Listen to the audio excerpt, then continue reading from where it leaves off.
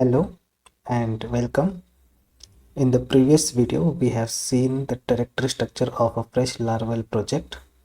In this video, we will understand how the routing in Laravel framework works. Okay, so let me open up the project that we have created in the previous lessons. So open with VS Code, then localhost. Let me start my Laravel server. It started successfully. Now let me refresh. So this is our project, and let's understand how this page actually loaded. Okay, so what we will be doing, we'll go to our routes file. This is the file where we create all our application routes that are related to web, and for routes related to APIs, we write it in this file.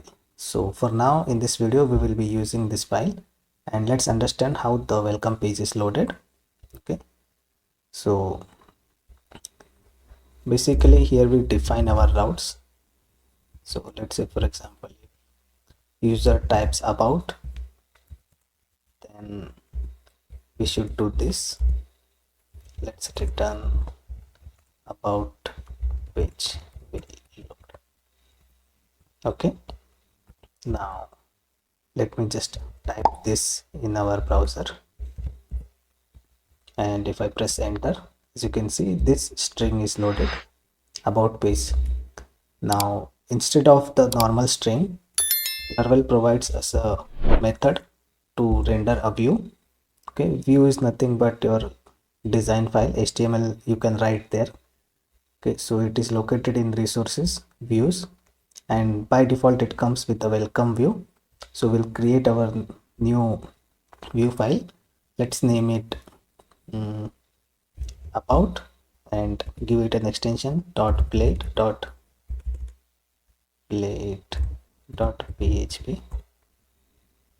Okay, and because I have installed an extension to create certain classes, it is giving me this syntax. Okay, so normally by default with VS Code this will not come, and it is of no use. Whatever is written is of no use in this video, so let me just delete that. Okay, so instead of creating, let me just create a normal file and give it a name, about.plate.php. Okay, herein we will be writing our HTML. If you press HTML, it will give you a basic HTML structure, and let's say h1,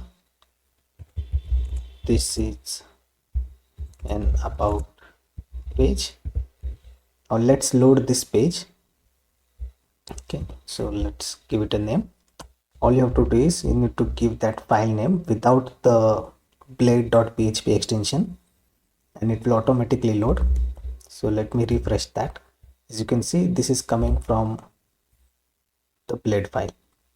Okay, so this is like an index of a book, wherein we say chapter 1 page number 1, chapter 10 page number 100, something like that. So we are basically mapping our routes with the view. So that's it for this video. In the next video we will learn how routing we can do differently using an MVC structure. So see you guys in the next video. So thank you guys for watching. Do like, share and subscribe, and if you have any doubts, do share your thoughts on the comments below. So yeah, thank you, bye bye.